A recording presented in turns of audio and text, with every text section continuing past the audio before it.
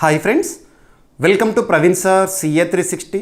ఈ స్పెషల్ వీడియోలో union budget 2026-2027ని పోటీ పరీక్షల కోణంలో డిస్కస్ చేద్దాము. ఏ పోటీ పరీక్ష అయినా, ఏ స్థాయి పోటీ పరీక్ష అయినా యూనియన్ బడ్జెట్ మరియు ఎకనామిక్ సర్వే పైన తప్పనిసరిగా ప్రశ్నలను ఎక్స్పెక్ట్ చేసి తీరాల్సిందే. ఇక రాష్ట్ర స్థాయి పోటీ పరీక్షలకు ప్రిపేర్ అవుతున్న అభ్యర్థులు రాష్ట్ర బడ్జెట్ పైన కూడా ప్రత్యేక శ్రద్ధను చూపండి. ఇక ఈ వీడియోలో యూనియన్ బడ్జెట్ 2026-2027 గణాంకాలను డిస్కస్ చేసే ముందు బడ్జెట్కి సంబంధించిన కొన్ని బేసిక్ పాయింట్స్ని చూద్దాము. నెక్స్ట్ వీడియోలో ఈ యూనియన్ బడ్జెట్ 2026-2027 సంబంధించిన గణాంకాలను మరియు ఈ యూనియన్ బడ్జెట్లో ప్రవేశపెట్టబడిన లేదా ప్రస్తావించిన నూతన పథకాల గురించి కానివ్వండి, లేదా డిఫరెంట్ ఇనిషియేటివ్స్ గురించి కానివ్వండి చూద్దాము. సో ఇక్కడ బేసిక్స్ ఇక్కడ అబ్జర్వ్ చేస్తే దేశంలోనే అత్యున్నత చట్టమైన రాజ్యాంగం, the supreme law of the land is Indian constitution. రాజ్యాంగంలో బడ్జెట్ గురించి ప్రస్తావన ఏ భాగంలో, ఏ ఆర్టికల్లో ఉంది అంటారు. డైరెక్ట్ బిట్ అడుగుతారు. Part 5 of Indian constitution. Part 5 అనగానే మనకు ఒక సూపర్లేటివ్ గుర్తుకు రావాలి. The largest part in Indian constitution. భారత రాజ్యాంగంలో అతిపెద్ద భాగము, 5వ భాగము. ఆర్టికల్ 52 నుండి 151 వరకు మనం నేర్చుకుంటాం 5th పార్ట్లో భాగంగా యూనియన్ గవర్నమెంట్ గురించి. అందులో ఆర్టికల్ 112 ఏం తెలుపుతుంది అంటే యాన్యువల్ ఫినాన్షియల్ స్టేట్మెంట్ గురించి తెలుపుతుంది. యాన్యువల్ ఫినాన్షియల్ స్టేట్మెంట్, వార్షిక ఆర్థిక నివేదిక. మరి మనం బడ్జెట్ అంటున్నాం. బడ్జెట్ అనే పదం రాజ్యాంగంలో ఉందా లేదంటే లేదు. రాజ్యాంగంలో మీరు ఎక్కడ చూసినా కూడా బడ్జెట్ అనే పదం లేదు. మరి బడ్జెట్ని, యూనియన్ బడ్జెట్ని ఏ ఆర్టికల్లో భాగంగా మనం అర్థం చేసుకోవచ్చు అంటే యాన్యువల్ ఫినాన్షియల్ స్టేట్మెంట్, ఆర్టికల్ 112. దీన్నే మనం వాడుక భాషలో బడ్జెట్ అంటాం. కేంద్ర ప్రభుత్వం ప్రవేశపెట్టే బడ్జెట్ని, దేశానికి వర్తించే బడ్జెట్ని యూనియన్ బడ్జెట్ అంటాము. మరియు యూనిట్స్ అంటే ఒక్కొక్క రాష్ట్రం ఉంటుందో రాష్ట్ర ప్రభుత్వం ప్రవేశపెట్టే బడ్జెట్ ఏదైతే ఉంటుందో దాన్ని స్టేట్ బడ్జెట్గా పిలుస్తాము. సో స్టేట్ బడ్జెట్ గురించేమో పార్ట్ 6 ఆర్టికల్ 202 దగ్గర చూస్తాము. యూనియన్ బడ్జెట్ గురించేమో ఆర్టికల్ 112 దగ్గర చూస్తాము. సో 2026-27 ఆర్థిక సంవత్సరానికి సంబంధించిన బడ్జెట్ని నిర్మలా సీతారామన్ గారు, కేంద్ర ఆర్థిక శాఖ మంత్రి నిర్మలా సీతారామన్ గారు ఏ రోజున పార్లమెంట్లో ప్రవేశపెట్టారు. ఇక ఇది ఫిక్స్డ్ డేట్ గుర్తుంచుకోండి. ఫెబ్ 1 2026 రోజున. ఈసారి ప్రత్యేకత సండే రోజున, ఆదివారం రోజున, సెలవు దినాన ప్రవేశపెట్టారు. సో ఏ రోజైనా కూడా గుర్తుంచుకోండి ఫిబ్రవరి 1 అనే ఒక అంశాన్ని కొనసాగించారు.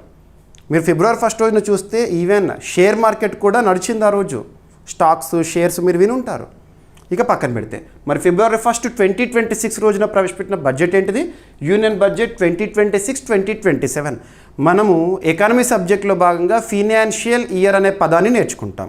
ఆర్థిక సంవత్సరంని ఎప్పటివరకు చూస్తామో ప్రతి ఏడాది కూడా ఏప్రిల్ 1న స్టార్ట్ అవుతుంది. ఏప్రిల్ 1తో ఆర్థిక సంవత్సరం ప్రారంభమవుతుంది. ఏప్రిల్ 1 మరి ఎప్పటితో ముగుస్తుందంటే మార్చ్ 31తో ముగుస్తుంది. మరి యూనియన్ బడ్జెట్ 2026-2027 ఏప్రిల్ 1 2026 నుండి అమల్లోకి వస్తుంది. మార్చ్ 31 2027తో ముగుస్తుంది. ఆ కాలానికి ఉద్దేశించిన బడ్జెట్ని ఫిబ్రవరి 1 రోజున పార్లమెంట్లో ప్రవేశపెట్టారు నిర్మలా సీతారామన్ గారు.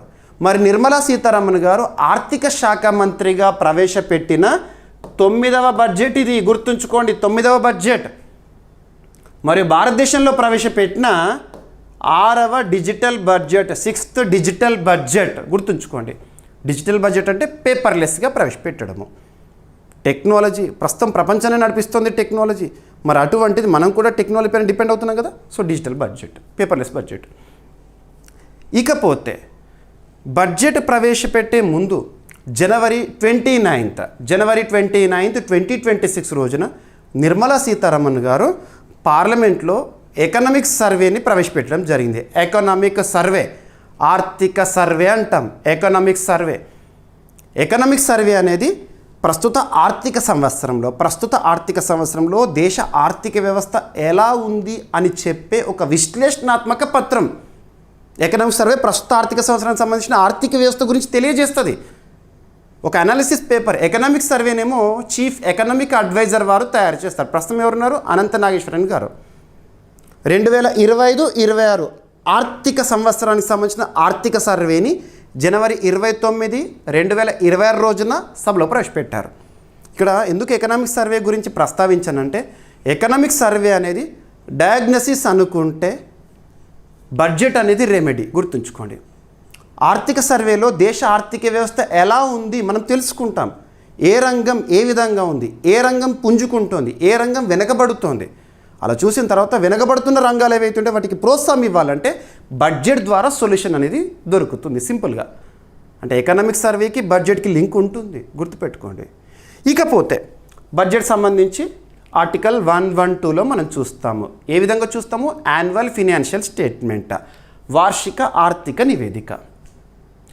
ఇక ఈ సంవత్సర బడ్జెట్ గురించి తెలుసుకునే ముందు కొన్ని బేసిక్ పాయింట్స్, స్టాటిక్ పాయింట్స్గా కూడా మీరు అర్థం చేసుకోవచ్చు. పోటీ పరీక్షలు అడుగుతున్నారు, ఒక్కొక్కటి చూడండి.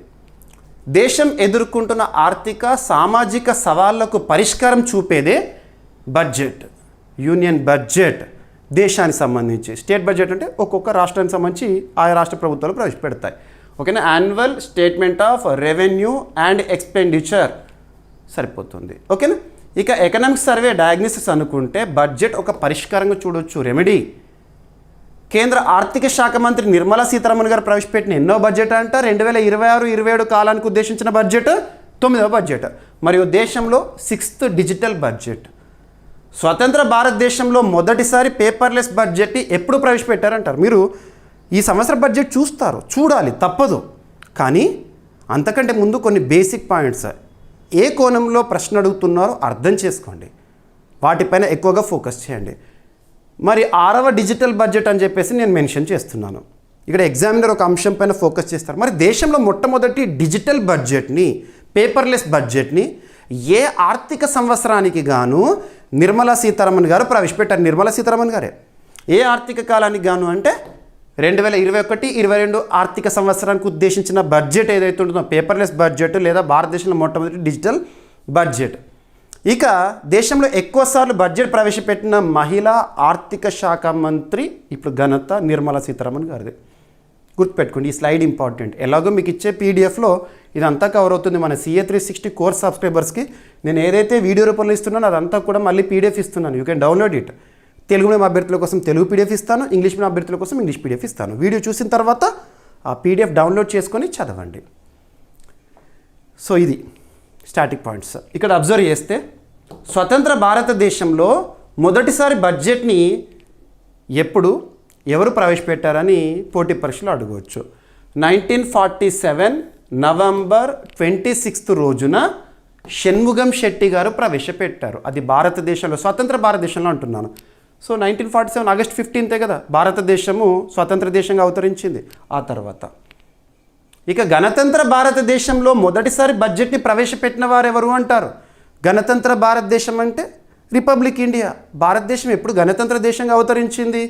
1950 జనవరి 26. 1950 జనవరి 26 రాజ్యాంగం అమల్లోకి వచ్చిన రోజు మనం చూస్తాము. సో గణతంత్ర భారతదేశము. గణతంత్ర దేశం అని ఏ దేశాన్ని పిలుస్తాం? చిన్న లాజిక్. గణతంత్ర దేశం అంటే ఏంటంటే దేశాధినేత ఎవరైతే ఉంటారో, దేశాధినేత. మన భారతదేశంలో దేశాధినేత అంటే కాన్స్టిట్యూషనల్ హెడ్ ఎవరు? ప్రెసిడెంట్, రాష్ట్రపతి. రాష్ట్రపతి అనే పదవి ఎన్నిక ద్వారా గనక చూస్తున్నాం అనుకోండి, రాష్ట్రపతి ఎన్నికయ్యే వ్యవస్థ ఏ దేశంలో అయితే ఉంటుందో ఆ దేశాన్ని గణతంత్ర దేశం అంటాం. మరి మన భారతదేశం గణతంత్ర దేశం. ప్రస్తుతం ద్రౌపది ముర్ము గారు రాష్ట్రపతిగా ఉన్నారు. ఆ తర్వాత రాష్ట్రపతి ఎవరంటే ఎవరూ చెప్పలేరు. ఎన్నిక జరుగుతుంది, ఎన్నిక ద్వారా ఎన్నుకోబడతారు. గణతంత్ర దేశం గుర్తుంచుకోండి. గణతంత్ర భారతదేశంలో మొదటిసారి బడ్జెట్ని ప్రవేశపెట్టిన వారు జాన్ మతాయ్. ఇక దేశంలో అత్యధిక సార్లు బడ్జెట్ని ప్రవేశపెట్టిన వారు 10 సార్లు. ఎవరట అంటే మొరార్జీ దేశాయ్. గుర్తుపెట్టుకోండి, మొరార్జీ దేశాయ్. భారతదేశంలో మొట్టమొదటి కాంగ్రెసేతర ప్రభుత్వాన్ని నడిపించింది ఎవరు? మొరార్జీ దేశాయ్ గారు. జనతా పార్టీ అని మనం చూస్తాము. ఇక ప్రధానిగా ఉంటూనే బడ్జెట్ ప్రవేశపెట్టిన వ్యక్తి జవహర్లాల్ నెహ్రూ, భారతదేశంలో మొట్టమొదటి ప్రధానమంత్రి. దేశ బడ్జెట్ ప్రవేశపెట్టిన మొదటి మహిళా ప్రధానమంత్రి హోదాలో ఉంటూనే ప్రవేశపెట్టారు. ఎవరు? ఇందిరాగాంధీ. దేశంలో ఎక్కువ సార్లు బడ్జెట్ ప్రవేశపెట్టిన మహిళా ఆర్థిక శాఖ మంత్రి ఇప్పుడు నిర్మలా సీతారామన్ గారు. 9వసారి సరే చూడండి. ఓకేనా? ఇక బడ్జెట్కి సంబంధించి కొన్ని ఆసక్తికర విషయాలు ఉంటాయి. హల్వా ఫెస్టివల్ అంటే ఏంటి, ఎప్పుడు జరిపిస్తారు, మరి రైల్వే బడ్జెట్ని, యూనియన్ బడ్జెట్ని ఎప్పటి నుండి వేరువేరుగా ప్రవేశపెట్టడం అనేది స్టార్ట్ అయింది, ఎప్పుడు రెండింటిని మర్జ్ చేసి ప్రవేశపెట్టడం అనేది ప్రారంభమైంది, ఇటువంటి వాటిపైన అడుగుతారు ఎగ్జామినేషన్లో. సో ఇక్కడ చూస్తే బడ్జెట్ సంబంధించిన ఆసక్తికర విషయాలు. భారతదేశానికి స్వాతంత్రం రావడానికి పూర్వమే బడ్జెట్ని ప్రవేశపెట్టారు. ఎప్పుడంట? తొలిసారి, మొట్టమొదటిసారి, స్వాతంత్రం రాకముందు. స్వాతంత్రం వచ్చిన తర్వాతనేమో 1947 నవంబర్ 26 అన్నాను కదా. సో అది కాకుండా స్వాతంత్రం రాకముందు తొలిసారి 1860 ఏప్రిల్ 7న ప్రవేశపెట్టారంట భారతదేశానికి సంబంధించిన బడ్జెట్. ఈస్ట్ ఇండియా స్కాటిష్ ఆర్థికవేత్త స్కాటిష్ జేమ్స్ విల్సన్ గారు బడ్జెట్ని బ్రిటిష్ రాణికి సమర్పించారు అప్పుడు ఈస్ట్ ఇండియా కాలంలో. ఓకేనా? ఇక స్వతంత్ర భారత తొలి బడ్జెట్ ఇందాక చెప్పాను కదా.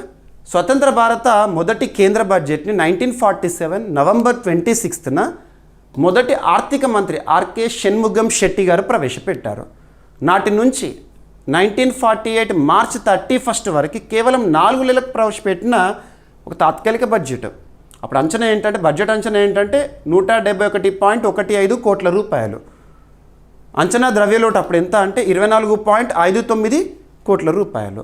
అంతకుముందు తాత్కాలిక ప్రభుత్వంలో సభ్యుడిగా ఉన్న లియాఖత్ అలీ ఖాన్ 1947-48 బడ్జెట్ని సమర్పించారంట. ఇక బడ్జెట్ ప్రింటింగ్ ఇంపార్టెంట్. ఇప్పుడు అంటే మొత్తం కూడా టెక్నాలజీ, పేపర్లెస్ బడ్జెట్. గతంలో బడ్జెట్ పత్రాల ముద్రణ అనేది, గతంలో ఒకసారి బడ్జెట్ పత్రాలు ఏవైతే ఉంటే, ముద్రించిన పత్రాలు ఏవైతే ఉంటే లీక్ అయినాయి కూడా. బడ్జెట్ లీక్ అయింది, బడ్జెట్ డాక్యుమెంట్ లీక్ అయిందా అంటే దేశ ఆర్థిక వ్యవస్థ ఎలా ఉంటుందో ఒక్కసారి ఉంచుకోండి, చాలా డేంజరు. సో సాధారణ బడ్జెట్ ప్రతులను 1950 వరకు రాష్ట్రపతి భవన్లో ప్రచురించేవారు. ఎప్పటి వరకు? 1950 వరకు.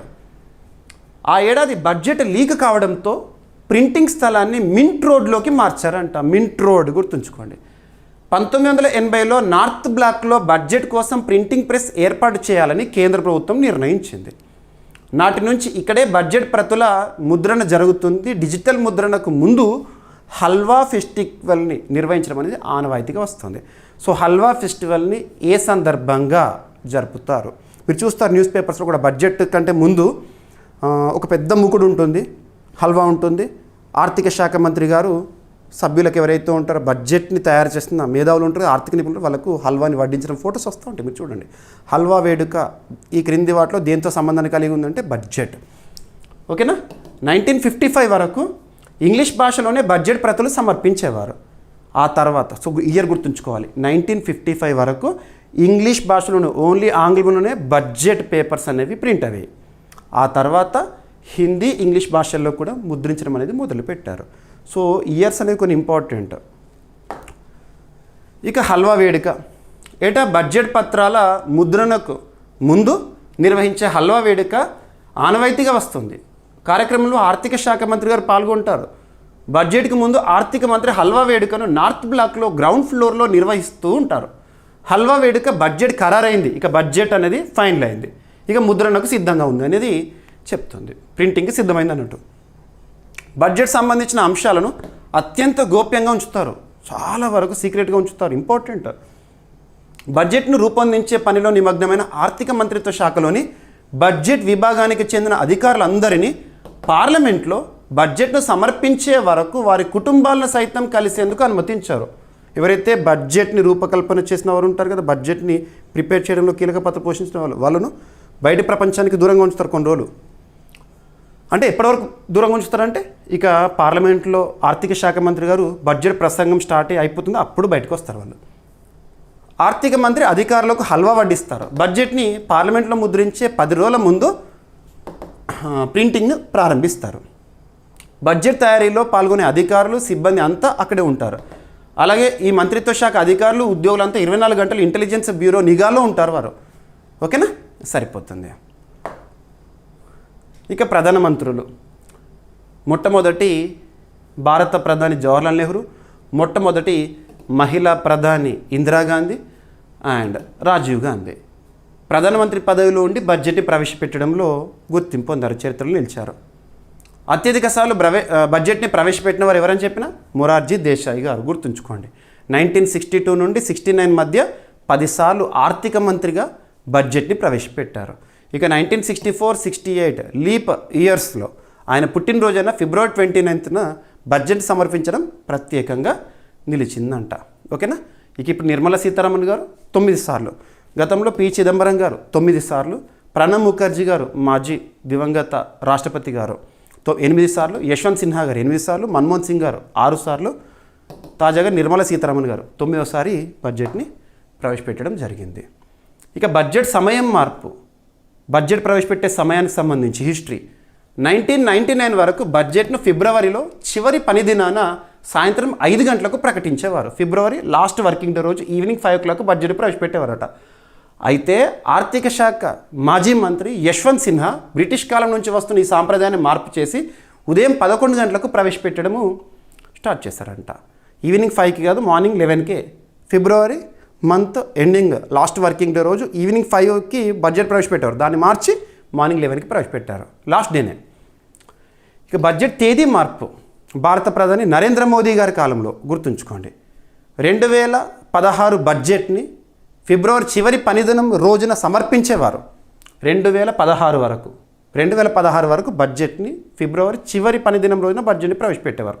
కానీ ఇక 2017 నుంచి మాత్రం ఫిబ్రవరి 1కి బడ్జెట్ని ప్రవేశపెట్టడం అనేది వచ్చింది. గుర్తుంచుకోండి, ఎగ్జామినేషన్లో అడుగుతారు.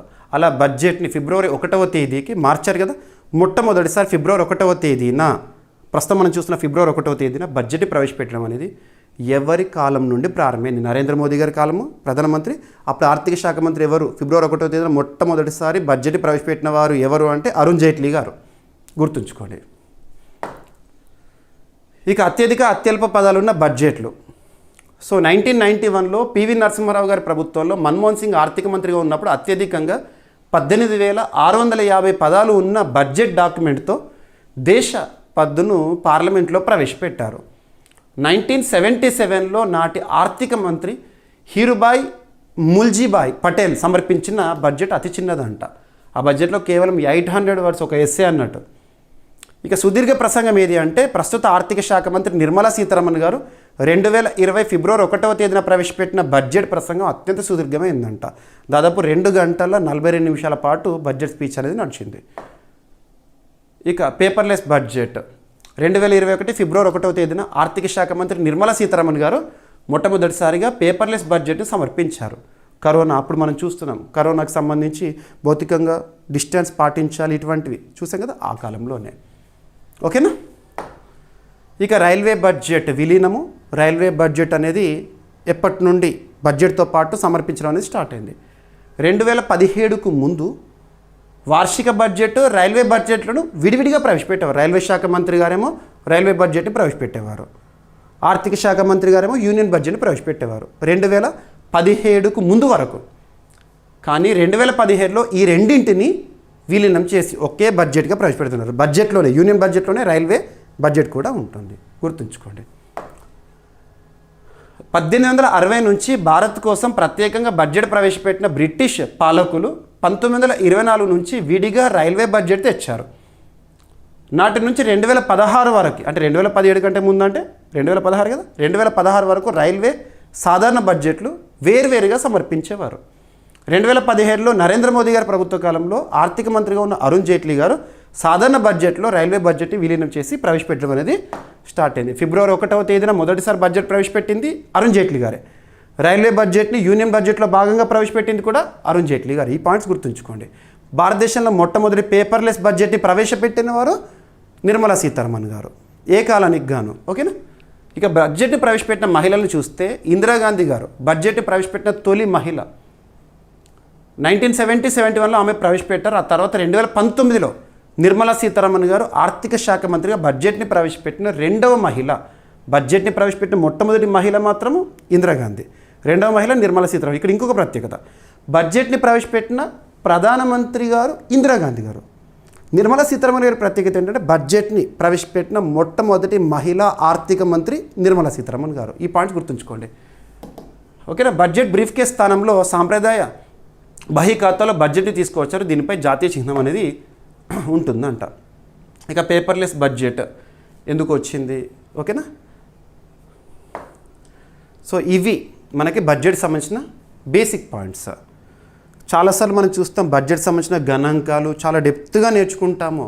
కాన్సెప్ట్ నేర్చుకుంటాం, కానీ పోటీ పరీక్షల్లో అంతా నేర్చుకొని పోయినా కూడా ఎక్కడో ఒక పాయింట్ని ఎగ్జామినర్ పట్టుకుంటాడు. ఓకే, యూనియన్ బడ్జెట్ పైన ప్రతి ఒక్కరికి అవగాహన ఉంటుంది, కానీ హిస్టారికల్గా చూస్తే బడ్జెట్ సంబంధించిన పాయింట్స్ పైన ఎంతవరకు గుర్తుందో చూద్దామని చెప్పేసి డిజిటల్ బడ్జెట్ గురించి అడగవచ్చు, ఎప్పుడు ప్రవేశపెట్టారని. ఫిబ్రవరి 1వ తేదీన బడ్జెట్ ప్రవేశపెట్టారు, ఎప్పటి నుండి స్టార్ట్ అయిందని అడగవచ్చు. స్వతంత్ర భారతదేశంలో మొట్టమొదటి బడ్జెట్ ఎవరు ప్రవేశపెట్టారని అడగవచ్చు. గణతంత్ర భారతదేశంలో బడ్జెట్ ఎప్పుడు ప్రవేశపెట్టారు, ఎవరు ప్రవేశపెట్టారు, ఎవరికి ప్రవేశపెట్టారు, ఇటువంటివి అడగవచ్చు. కాబట్టి ఈ పాయింట్స్ అన్నీ కూడా మీకు ఈ వీడియోలో కవర్ చేశాను.